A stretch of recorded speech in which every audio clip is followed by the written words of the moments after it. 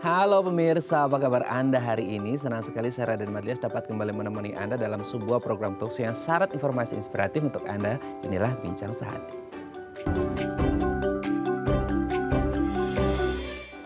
Ya pemirsa, salah satu pekerjaan yang menurut sebagian orang, aduh ini kecil banget dilakukan gitu ya. Tapi ternyata banyak sekali manfaat dan pastinya bebannya sangat luar biasa. Ini adalah ibu rumah tangga alias IRT.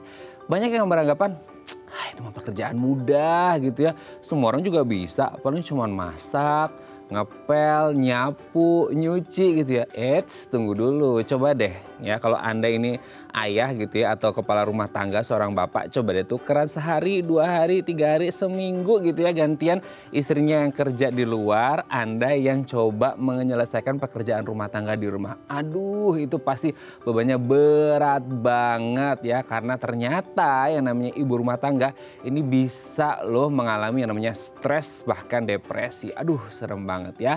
Makanya kita akan bahas hari ini nih bagaimana cara mengatasi depresi pada ibu rumah tangga. Oke, sebelumnya kita akan membahas terlebih dahulu nih beberapa makanan gitu ya yang bisa menurunkan atau menghilangkan depresi. Nah, apa aja kita lihat yang pertama. Vitamin B12. Nah, ini dia vitamin B12. Ini adalah salah satu vitamin gitu ya yang berfungsi untuk mengurangi peradangan pada jaringan tubuh. Nah, ini juga bisa membantu untuk menurunkan risiko yang bisa saja terjadi dan mengganggu kesehatan otak kita. Salah satunya adalah demensia dan pasti hubungannya dengan tema kali ini yaitu depresi. Ya, ada beberapa makanan yang mengandung vitamin B12 yang bisa Anda temukan sehari-hari. Contohnya adalah telur atau sereal yang sudah ditambahi dengan vitamin B12. Jadi kalau Anda ibu rumah tangga mau healing gitu bahasanya ya sekarang ya kalau lagi happeningnya, coba Anda mengonsumsi telur, Anda mengonsumsi sereal gitu ya yang mengandung B12 yang kabarnya bisa menghilangkan stres atau depresi Anda. Oke, kita lanjut yang kedua pemirsa. Asam folat. Nah ini saya bacakan nih pemirsa. Kekurangan asam folat di dalam tubuh ini ternyata bisa erat kaitannya dengan mood kita. Jadi kalau kita kekurangan asam folat, mood kita bisa berubah drastis menjadi buruk gitu ya. Kan kita pengennya sesuatu yang happy gitu ya, sesuatu mood yang bisa bikin kita hype, bikin kita happy, bikin kita cheerful, joyful gitu ya. Tapi kalau kekurangan asam folat ini bisa jadi membuat mood Anda memburuk. Nah, makanan apa aja sih yang biasanya mengandung asam folat? Ini bisa ditemukan di sayuran hijau, buah jeruk, kacang-kacang, pasta ataupun nasi. Nah kayaknya harusnya sih nggak kekurangan pemirsa ya, kekurangan asam folat karena setiap hari mungkin Anda makan roti ataupun nasi. Oke, kita lanjut yang selanjutnya. Probiotik, mungkin Anda sudah dengar ya semacam yogurt gitu ya, ya pokoknya makanan atau minuman hasil fermentasi. Ternyata ini bakteri baik probiotik yang ada di dalam makanan-makanan ini bisa loh membuat mood kita menjadi jauh lebih baik. Nah kalau Anda seorang ibu rumah tangga, coba deh isi kulkas Anda dengan beberapa makanan atau minuman yang terbuat dari probiotik atau yang mengandung probiotik. Karena ini ternyata bisa membuat mood Anda jauh lebih baik ya. Selain menyegarkan, menyehatkan dan juga membuat mood Anda menjadi jauh lebih baik ya. Oke, kita lanjut yang selanjutnya. Magnesium. Nah, ternyata kekurangan magnesium ini bisa membuat kita depresi pemirsa. Nah, ini mengerikan sekali ya. Jadi kalau Anda ingin jauh lebih sehat, lebih happy, cobalah untuk mengonsumsi beberapa makanan yang juga mengandung magnesium. Ada di mana? Kedelai, kacang merah ataupun almond. Wah, ini makanan enak semua ya pemirsa ya. Jadi kalau Anda ingin happy, coba konsumsi magnesium yang ada di kedelai, kacang merah ataupun almond. Kayaknya kacang almond sekarang lagi happening juga ya. Oke, selain enak, viral juga menyehatkan ya, sehat fisik, sehat mental. Oke, kita lihat yang terakhir. Vitamin D. Kalau selama ini kita berpikir vitamin D, apa hubungannya antara vitamin D sama feeling happy? Antara merasakan bahagia, mengurangi atau mengatasi depresi.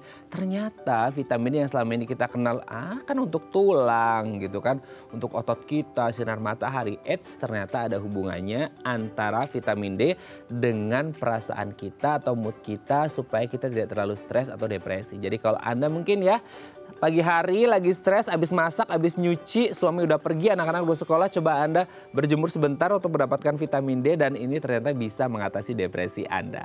Oke, itu tadi beberapa makanan yang kabarnya bisa mengatasi depresi atau mengurangi depresi bagi ibu rumah tangga gitu ya. Dan kami akan membahasnya saat lagi, tetap bersama kami di Bincang Sehati.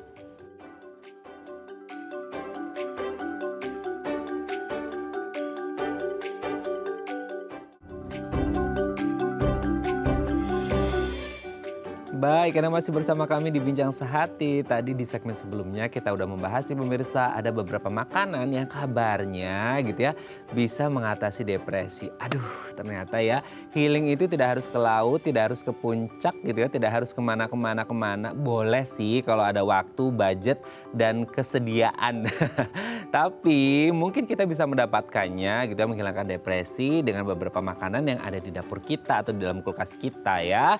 Nah, untuk membahasnya nih telah tersambung bersama kami di sambungan Zoom dengan Dr. Christine Lumbang Tobing, MGizi SPGK, dokter spesialis gizi klinik dari Rumah Sakit Jantung Diagram Siloam Hospital Group. Selamat pagi Dr. Christine, apa kabar? Halo, selamat pagi. Kabar baik. Mas Raden juga baik. Kabar baik juga, terima kasih Dokter Christine. Dok, hari ini kita akan membahas ya, kalau tadi aku sempat mention nih gitu ya, kalau mau healing, ngilangin depresi gitu ya, ya boleh sih kalau punya budgetnya, punya waktunya, mungkin punya companionnya juga ya, temennya gitu boleh, kemana-mana juga boleh, nggak ada yang ngelarang. Tapi kalau Anda lagi minim budget, nggak mau kemana-mana, mau di rumah aja, apa ya, daripada suntuk ternyata dari makanan bisa loh menghilangkan depresi. Nah, kita akan bahas satu-satu ya dok ya, yang selama ini kita pikir makanan hanya untuk mengenyangkan perut, ternyata juga bisa mengenyangkan kesehatan mental kita gitu ya. Yang pertama adalah vitamin B12. Nah, ternyata vitamin B12 ini ada apa dan kandungannya apa, dan di makanan seperti apa, dan dampaknya pada mood kita seperti apa sih dok? Oke, jadi kalau vitamin B12 sebenarnya nggak cuma vitamin B12, dia bersama dengan vitamin B yang lain. Vitamin B itu ada banyak ya. Itu fungsinya banyak sekali, tapi memang salah satunya adalah mengkonversi atau mengubah homosistem di dalam darah kita menjadi bentuk lain yang justru lebih bermanfaat untuk tubuh kita. Nah, jadi kalau kadar vitamin B12 kita itu rendah, maka si homosistem tadi tidak bisa diubah. Jadi lebih banyak numpuk nih ceritanya di darah kita. Atau istilah kerennya hiperhomosisteemia. Nah, ini yang harusnya kita jaga jangan sampai terjadi. Kenapa? Karena ternyata selain dia akan meningkatkan resiko terjadinya penyakit jantung dan penyakit pembuluh darah, ternyata juga akan menyebabkan kalau untuk orang yang sudah mengalami gangguan depresi, depresinya makin berat gitu, atau malah kita jadi makin cemas, makin tidak nyaman gitu. Karena neurotransmitter atau hormon happy-nya kita jadinya nggak bisa terbentuk karena si homosistemnya tadi terlalu tinggi. Jadi sebaiknya cukupin vitamin B12-nya supaya hormon happy-nya kita juga cukup. Jadi kita bisa lebih happy, lebih senang, lebih rileks, lebih tenang. Oke, dok boleh dikasih tahu nggak sih beberapa makanan yang mungkin ada di kulkas kita atau di dapur kita yang ready to eat atau perlu proses memasak, nggak apa-apa deh, yang penting ada B12-nya gitu ya. Healing versi hemat di rumah ya, bukannya di puncak, bukan di laut, tapi dari pasar gitu ya. Benar, pakainya kira-kira makanan apa aja sih dok? Ini sebenarnya alami atau bisa dibuat dengan padu padan makanan atau gimana sih dok? Sebenarnya dari makanan alami itu bisa. Jadi banyak sekali bahan makanan yang sebenarnya ada di sehari-hari kita, di kulkas kita juga mungkin teman-teman, bapak ibu di rumah juga punya. Gitu. Jadi kalau vitamin B12 sendiri sebenarnya bisa kita dapatkan dari makanan dan sebenarnya usus kita juga bisa menghasilkan. Tapi memang tidak bisa 100%, jadi harus dibantu dari makanan. Nah kalau dari makanan itu paling banyak didapatkan dari lauk hewani. Nah, lauk hewani ini ya bisa macam-macam, ya kan, bisa telur, bisa ayam atau bebek, bisa dari daging merah, bisa dari susu atau produk susu kayak keju atau yogurt, itu bisa. Tapi dari lauk nabati pun bisa, walaupun tidak sebanyak yang di lauk hewani. Paling banyak memang dapatnya dari lauk hewani. Oke ya, jadi sudah disampaikan nih sama dokter Christine kalau mau mendapatkan vitamin B12 ada dari beberapa sumber makanan tadi ya. Jadi nggak ada excuses lagi ya panjang aku depresi, aku stres. Boleh dicoba nih tips dari dokter Christine ya supaya depresinya menghilang dengan budget yang minim. Oke dok, kita lanjut lagi. Yang kedua adalah asam folat. Nah, asam folat hubungannya dengan suasana hati gitu ya, dengan mood kita ini seperti apa dan biasanya ditemukan di makanan apa sih dok? Oke, kalau asam folat ya kebanyakan tuh biasanya ibu hamil nih. Ibu Ya. hamil yang sering biasanya dikasih ekstra folat dan lain-lain. Jadi folat itu sebenarnya vitamin B juga atau istilah lainnya vitamin B9. Tadi di awal kan sempat saya singgung tuh vitamin B12 bersama dengan vitamin B yang lain. Nah, itu termasuk salah satunya adalah si folat. Jadi sahabat dekatnya si vitamin B12 dan si folat itu. Nah, mereka berdua itu kerjanya sama. Salah satunya adalah untuk mengganti atau mengkonversi, diubah nih si homocysteine yang tadi ke bentuk yang lebih bermanfaat. Jadi kurang lebih mirip kayak vitamin B12 tadi. Kalau folatnya tidak kita cukupi atau kadar folat kita di dalam tubuh kita akan rendah, itu juga nanti homosistennya jadinya numpuk. Kalau homosistennya numpuk, akhirnya jadinya hormon-hormon happy kita juga jadinya terhalang produksinya. Seperti serotonin dan dopamin gitu. Jadi kurang lebih mirip seperti vitamin B12, tapi memang kerjanya harus bareng berdua. Oke, berarti memang untuk meningkatkan atau memunculkan tuh ya serotonin, oksitosin, dopamin, Betul. hormon-hormon bahagia gitu ya. Ini harus Benar. dipandu gitu ya. Oke, dok selanjutnya adalah probiotik. Nah kalau ini mungkin agak sering kita dengar ya probiotik ini. Nah ini dalam makanan apa dan hubungannya dengan mood kita seperti apa sih dok? Oke, kalau probiotik mungkin sekarang hubungannya ke pandemi sih banyak Ya, yang pakai karena dibilang probiotik itu nanti bisa naikin sistem imun gitu ya. Nah, betul. jadi sebenarnya probiotik itu saya jelasin dulu. Probiotik itu sebenarnya adalah bakteri hidup ya yang memang tempat tinggalnya di saluran cerna kita. Fungsinya apa? Untuk menjaga kesehatan kita. Salah satunya tadi sistem imun tadi. Nah, pertanyaannya hubungannya apa? Jauh-jauh dari usus kok bisa bikin depresinya malah menurun ya. Nah, Jadi ternyata memang ada kaitannya, ada koneksinya, hubungannya antara saluran cerna kita dengan otak kita. hmm, Atau istilah kerennya tuh gut brain axis namanya. hmm, Gitu. Jadi kalau kita jaga saluran cerna kita, usus kita sehat, maka koneksi atau hubungan dari usus ke otak kita juga akan sehat. Sehingga nanti produksi yang tadi happy hormon tadi juga akan bisa keluar dengan baik. Selain itu, probiotik itu juga membantu untuk menurunkan inflamasi di dalam tubuh kita. Jadi kalau badan kita mengalami inflamasi, badan kita akan stres.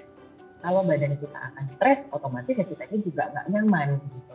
Jadi dia membantu untuk menurunkan inflamasi. Nah tadi sebenarnya Mas Raden udah sempat jelasin tuh ya, makanan untuk probiotik gampang banget. Pokoknya cari aja makanan dan minuman yang difermentasi. Bukan yang karbonasi ya, tapi yang difermentasi. Kadang-kadang kan mikir fermentasi mungkin yang soda kali ya gitu. oh, Jadi kalau yang fermentasi itu banyak, bisa dari yogurt, kefir, kemudian juga keju, bisa dari miso soup kalau suka masakan Jepang. Paling gampang orang Indonesia mah tempe sama tofu sama tahu deh.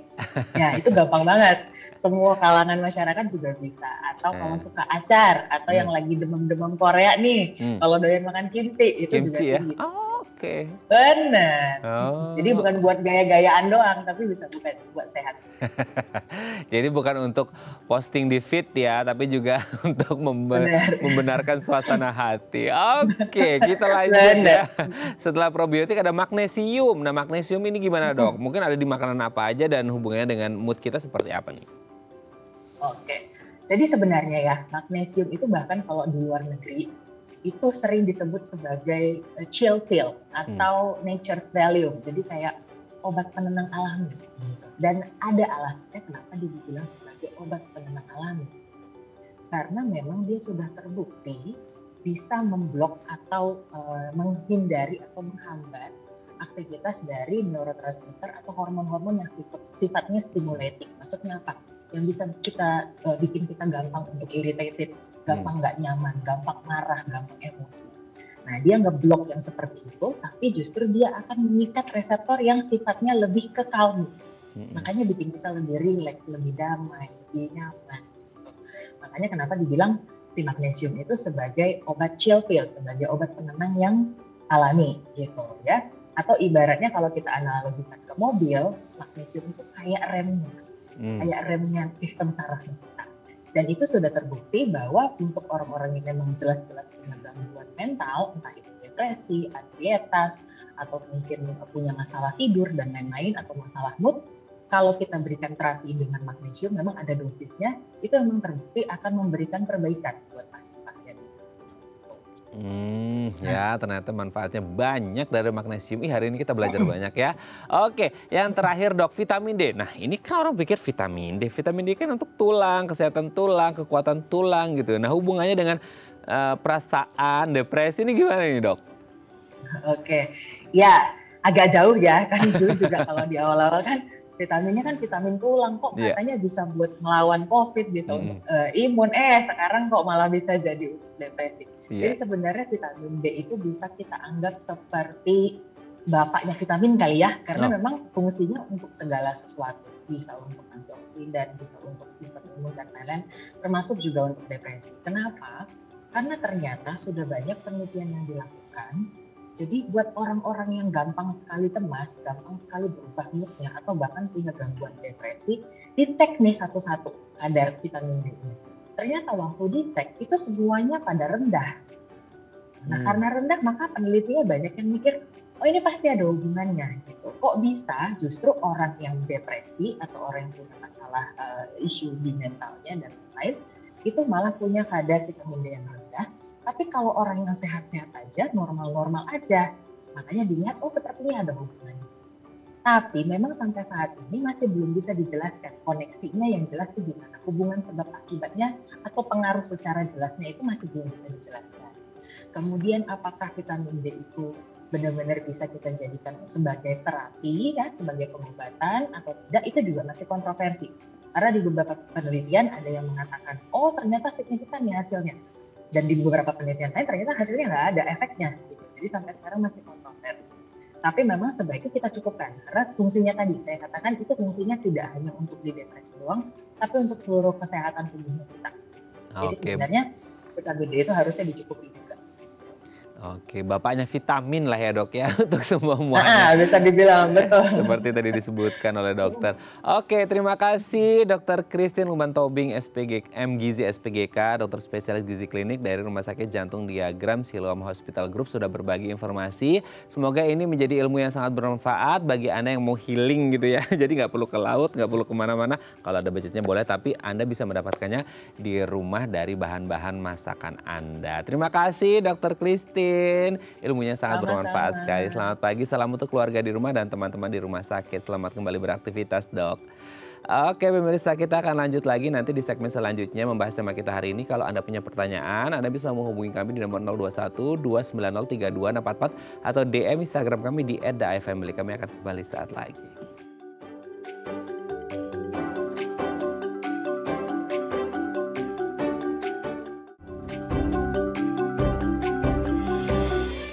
Baik, Anda masih bersama kami di Bincang Sehati dan kita masih membahas tema kita hari ini. Ini kayaknya banyak ibu rumah tangga yang udah standby di depan TV nih ya.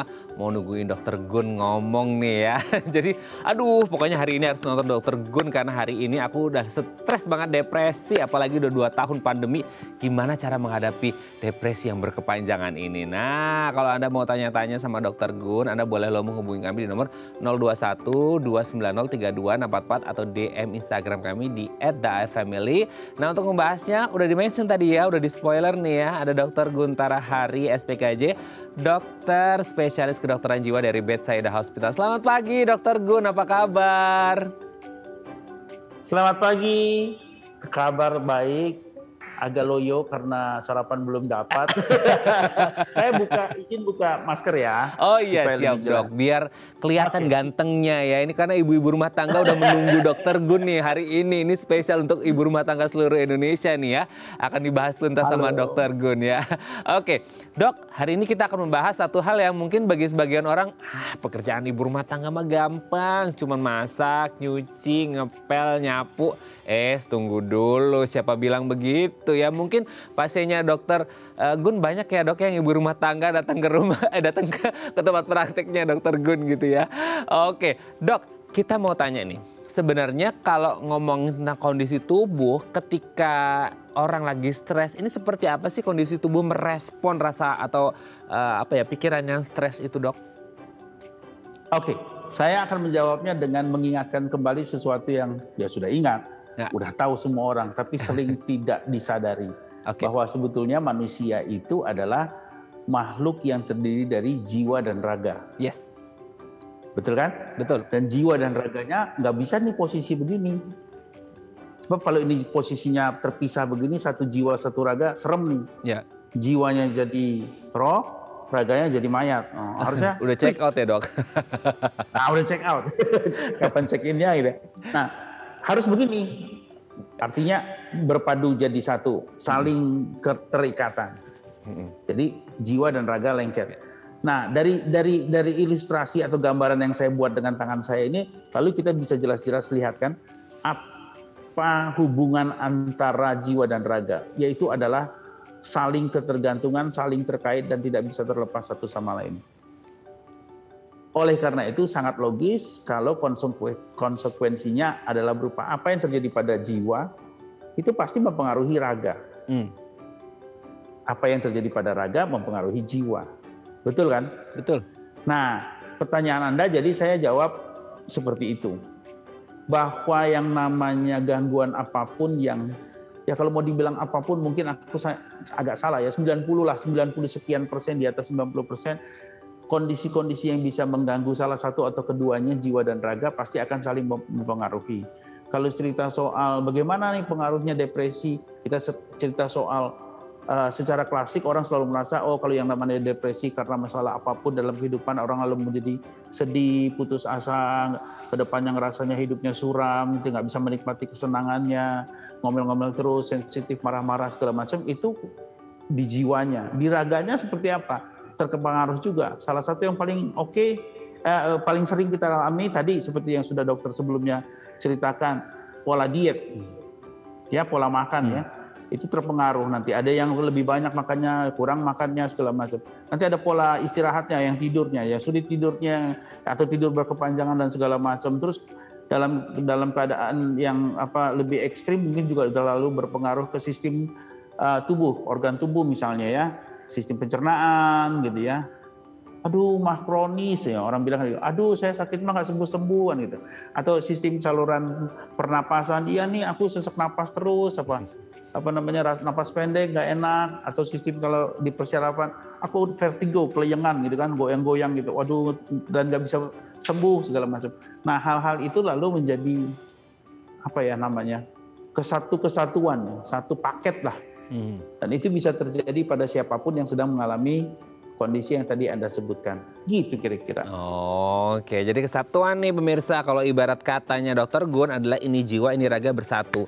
Ini kena, ini pasti kena. Yes. Ini kena, ini pasti juga kena. Bagus nih ya Dokter Gun. Ilmu baru nih hari ini ya. Oke, Dok. Kalau depresi, ini sebenarnya kondisi yang seperti apa sih dok? Maksudnya kan sering ada orang bingung ya antara stres sama depresi ini seperti apa? Depresi itu yang maksudnya udah lanjut banget dari stres atau gimana sih dok? Yes. Nah, stres sama depresi itu beda rumah.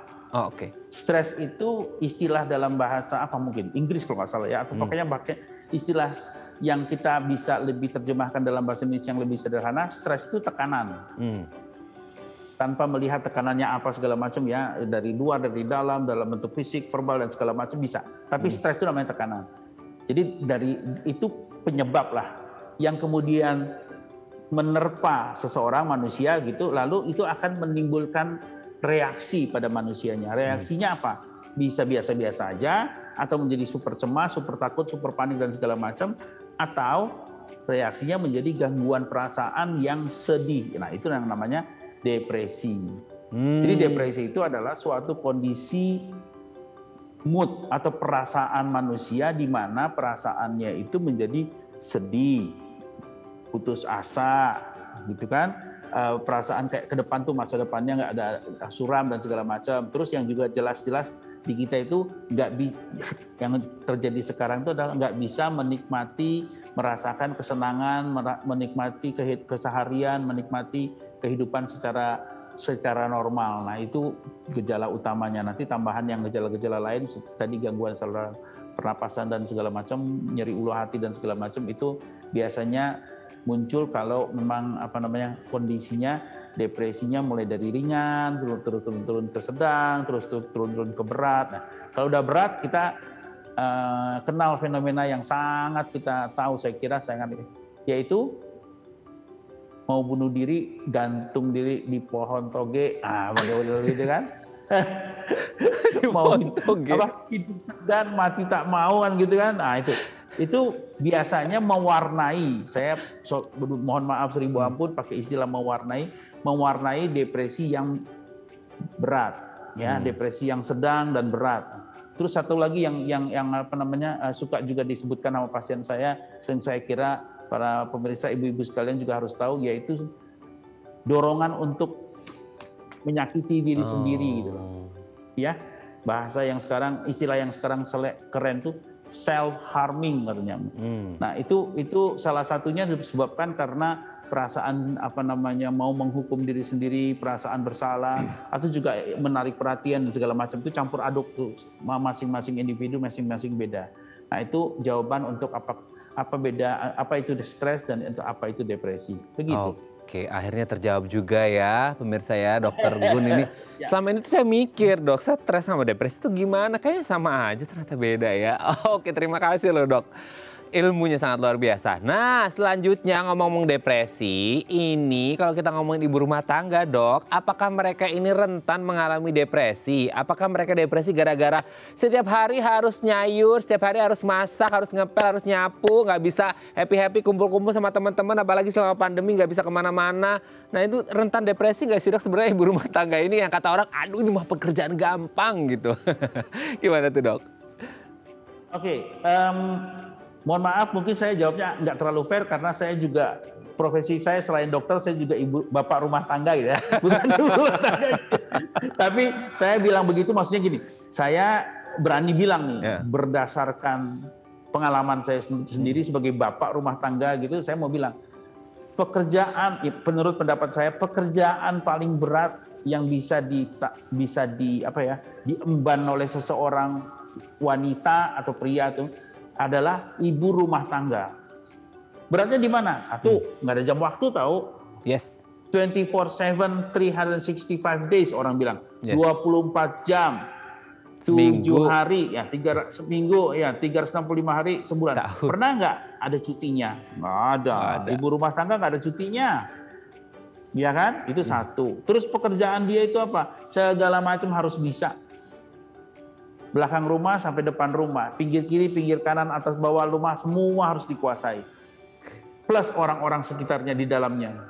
Ya, saya sebagai psikiater cuma ngurusin orang, jiwa dan segala macam. Tapi kalau ibu rumah tangga itu dia ngurusin orangnya, bendanya, fisiknya, rumahnya. Kemudian nanti juga ada banyak ibu rumah tangga yang selain seperti itu dia juga harus bisa jadi guru. Ya kan, apalagi sekarang nih masa pandemi, walaupun ya sudah mulai berakhir, dah syukur ya. Waktu itu kan sebelumnya kan jadi guru, nanti jadi konselor untuk suami, nanti jadi segala macam deh. Apakah itu tidak berat? Itu sangat berat. Oleh karena itu wajar banget kalau lalu dibilang salah satu yang paling rentan dengan stres, dengan rentan dengan terjadinya depresi atau terjadinya dengan problem di kejiwaan di mana tidak sehat itu dari situ. Ya, apalagi terutama kalau seseorang yang menjalankan peran itu lalu apa jawabnya? Pertanyaannya, sebutnya ya, tidak siap, bukan tidak siap kali ya. Nggak ngeh gitu ya. Bukan tidak, saya siap, saya menikah, saya misalnya orang menikah lalu menjalani, bukannya tidak siap, saya sudah siap gitu, tapi dia nggak ngeh dengan tantangannya. Jadi seolah-olah itu, atau bukan seolah-olah, beneran jadi kayak tidak menyadari beratnya beban ya.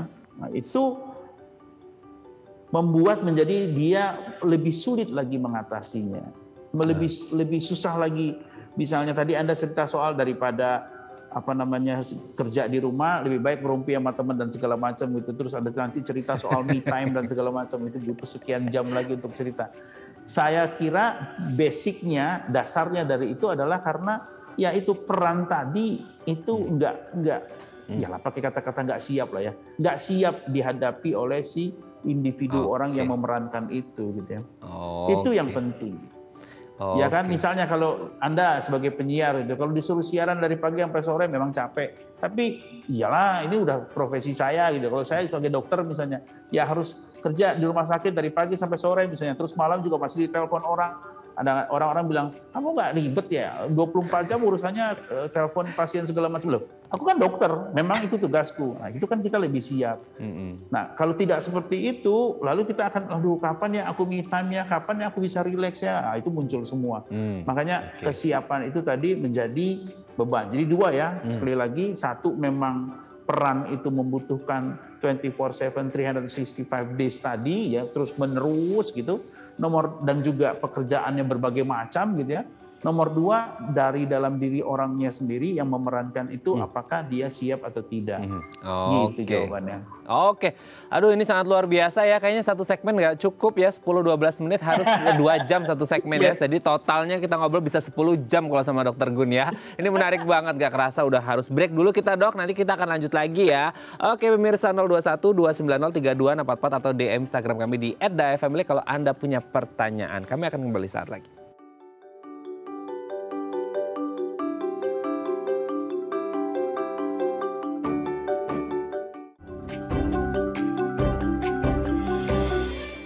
Oke, Anda masih bersama kami di Bincang Sehati, masih bersama dengan Dr. Guntara Hari SPKJ, dokter spesialis kedokteran jiwa dari Bethsaida Hospital. Kita masih ngomongin mengatasi depresi pada ibu rumah tangga. 021 290 3244 atau DM Instagram kami di @dafamily kalau Anda punya pertanyaan. Ini sampai belibet ya ngomongnya karena udah gak sabar mau ngobrol sama Dr. Gun nih ya. Kayaknya nggak cukup ya Dok ya, 1 jam kita ngobrol ya Dok ya, 10 jam kayaknya harus ngobrol sama Dr. Gun.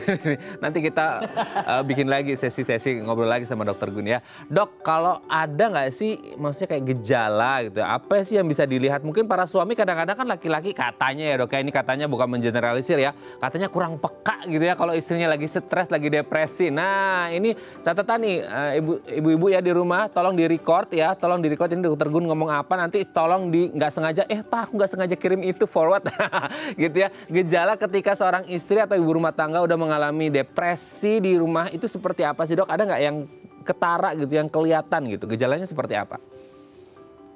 Oke, kita sekarang fokus bicara soal gejala ya.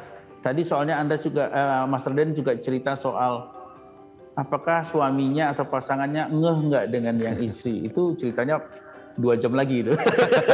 Sekarang kita soal gejala doang ya. Oke, kalau soal gejala, seperti tadi kan depresinya bisa ringan, sedang, berat.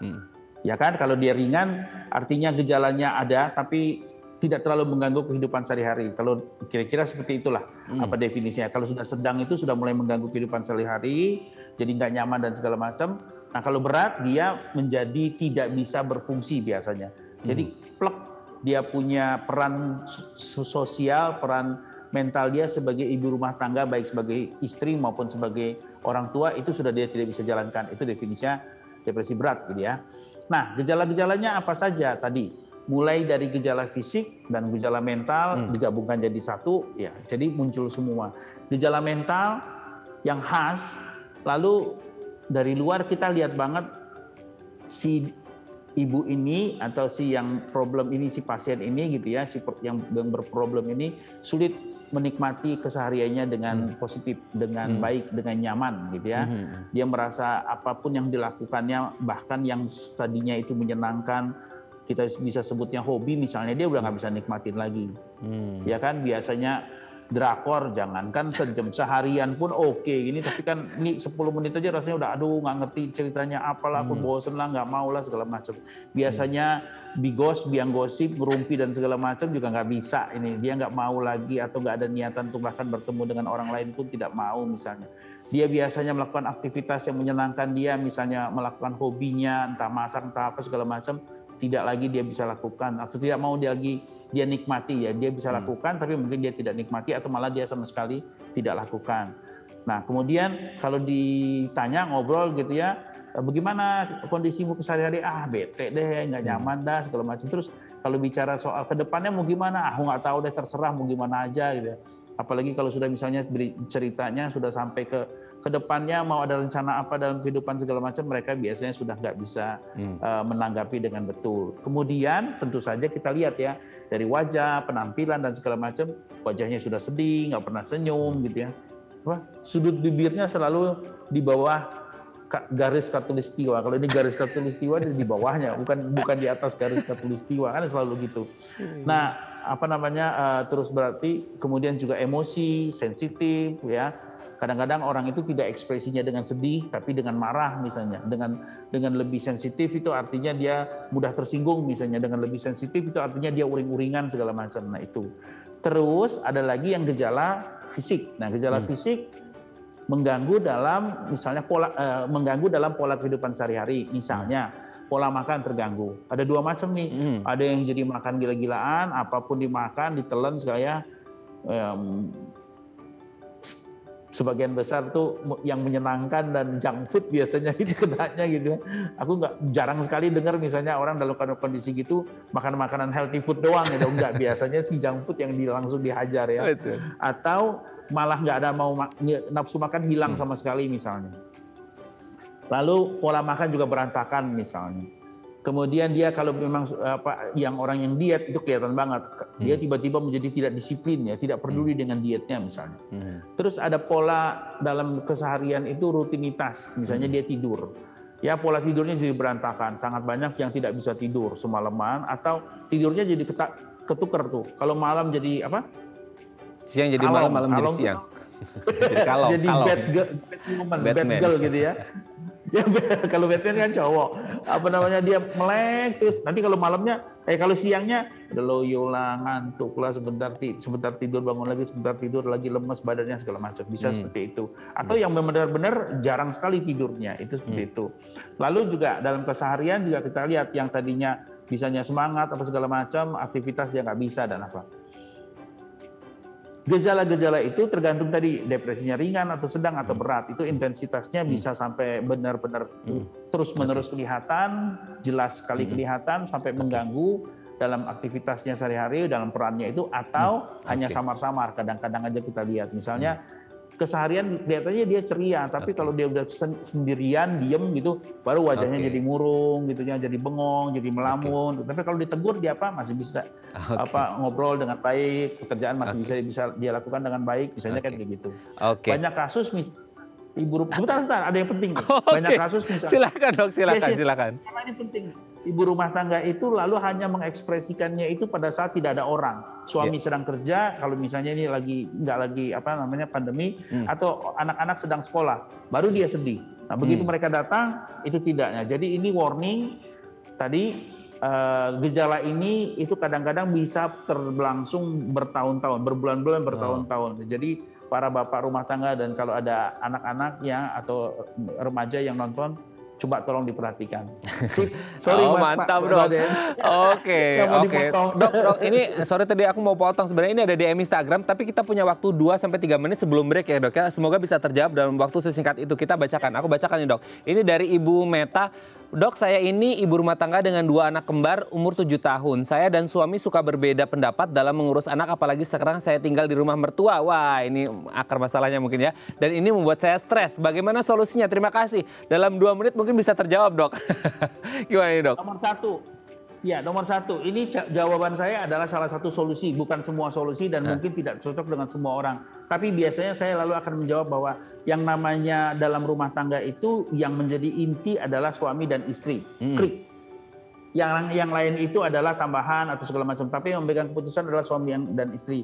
Oleh karena itu suami dan istri yang harus kompak, satu kata satu suara. Apapun yang menjadi pendapat Anda itu adalah pendapat Anda berdua, bukan pendapat sendiri-sendiri di depan anak. Itu nomor 1. Nomor 2, bahwa yang namanya kita sebagai orang tua itu dalam mendidik anak itu bukan hanya satu arah tapi 2 arah. Komunikasi antara kita yang tadi saya bilang harus solid, tapi juga antara orang tua dan anaknya harus saling komunikasi. Dan Saya sudah jelas tahu ini persis karena saya sudah mengalami sendiri sebagai orang tua dan juga ilmunya saya tahu. Bahkan anak-anak umur 2-3 tahun pun sudah kita bisa lihat responnya terhadap perlakuan kita terhadap dia. Jadi penting banget untuk melihat reaksi dari mereka. Kira-kira itu jawabannya. Oke, singkat, jelas, dan padat ini ya pertanyaan. Semoga menjawab pertanyaan dari Ibu Meta ya. Terima kasih Dokter Gun ya. Semoga ini mengatasi problematika Ibu Meta bersama suami ya. Aduh, kita lanjut lagi ya Dok ya. Nanti di segmen terakhir kita mau bahas deh gimana cara mengatasi depresinya, apa-apa yang bisa dilakukan, gimana dengan me time, olahraga, istirahat, dan lain sebagainya. Nanti kita bahas di segmen terakhir ya Dok ya. Oke pemirsa, 021 290 3244 atau di Instagram kami di @dafamily kalau Anda masih punya pertanyaan. Kami akan kembali saat lagi.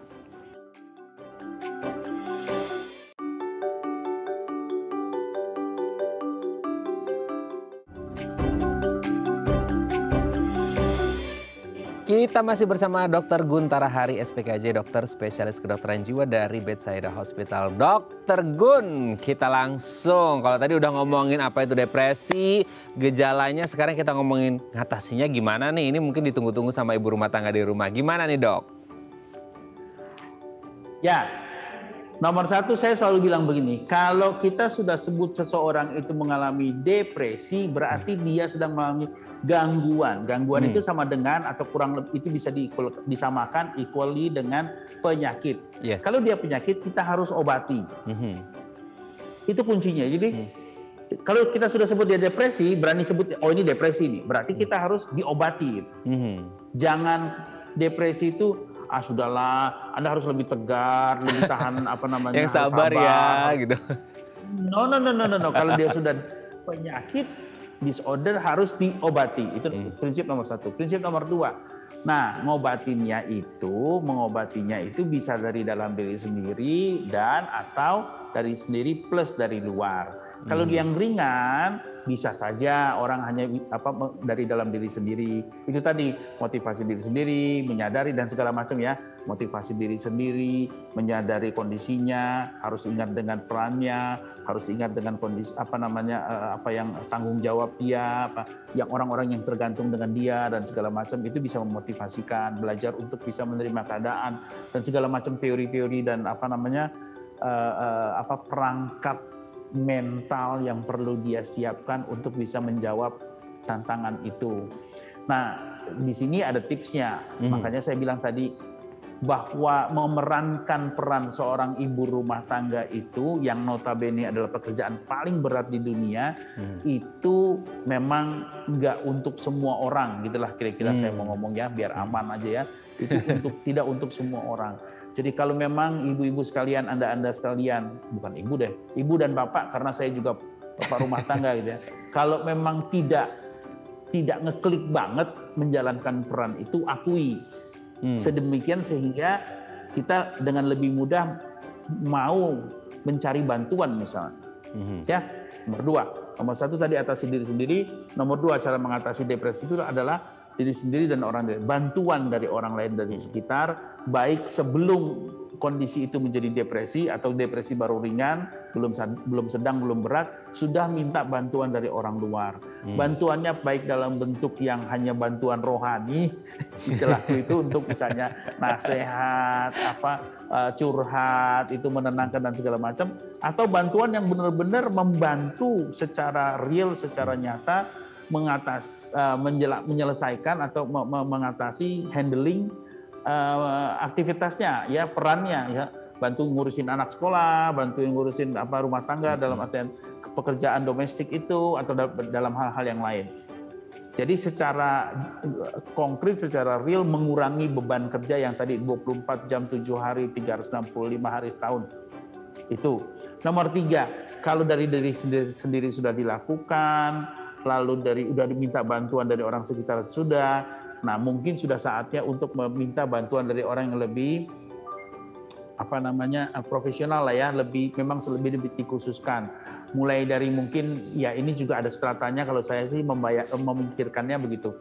Jadi stratanya itu maksudnya orang yang kita tuakan, orang yang sudah lebih bijaksana dari kita karena pengalaman hidupnya segala macam, misalnya, tapi dia tidak spesifik profesinya, atau kemudian lebih hebat lagi, lebih canggih lagi, itu misalnya kita konsultasi dengan rohaniawan, rohaniawati yang memang mengkhususkan diri untuk berperan sebagai rohaniawan dan rohaniawati untuk mengatasi, memberi nasihat dan segala macam, atau profesional seperti saya gitu ya, mulai dari psikolog klinis atau ahli dokter spesialis kedokteran jiwa seperti saya gitu, yang lalu mengatasinya dengan lebih spesifik. Misalnya kalau kondisinya seperti saya sebagai psikiater, kondisi yang sudah berat sehingga perlu perawatan, baik rawat jalan maupun rawat inap dengan obat tertentu misalnya, atau dengan metode tertentu, hipnosis dan relaksasi dan segala macam, itu kami bisa memberikan. Kami itu maksudnya psikiater, kita bisa memberikannya, meresepkan obat-obat yang sesuai, diberikan dengan sesuai waktu yang tepat, dan kemudian pemberiannya juga untuk orang yang tepat dan indikasi tepat.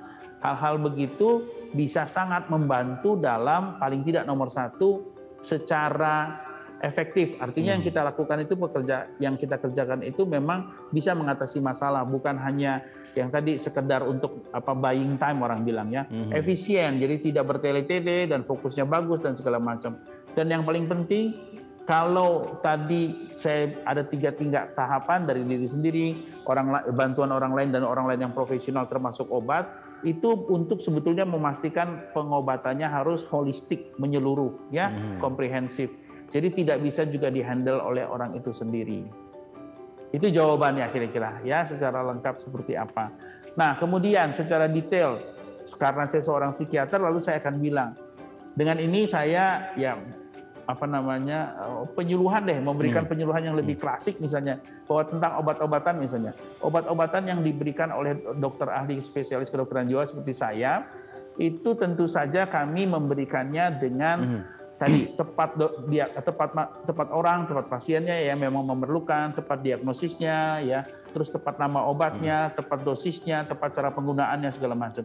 Jadi mohon diingat, tidak akan misalnya lalu seperti umum orang bilang, aduh nanti efek sampingnya menakutkan, misalnya bahkan ada yang suka bilang efek sampingnya bikin kecanduan atau efek sampingnya ngerusak ginjal, ngerusak liver segala macam. Ya saya pastikan itu akan menjadi concern utama, itu perhatian utama dari para dokter, dari para psikiater yang mengobatinya. Jadi pemirsa Daai TV sekalian, jangan khawatir kalau memang sudah sampai ke tahap Anda memerlukan bantuan dari profesional. Tolong jangan malu-malu, langsung ketemu kami gitu ya. Oke, langsung ketemu Dokter Gun, semua masalah selesai ya. Semoga dibantu sama Dokter Gun. Pokoknya semua iya, semoga yang terbaik jadi solusinya gitu ya Dok ya. Oke Dokter Gun, ini waktu juga udah membatasi kita banget. Next time kita harus ngobrol lagi ya Dok ya.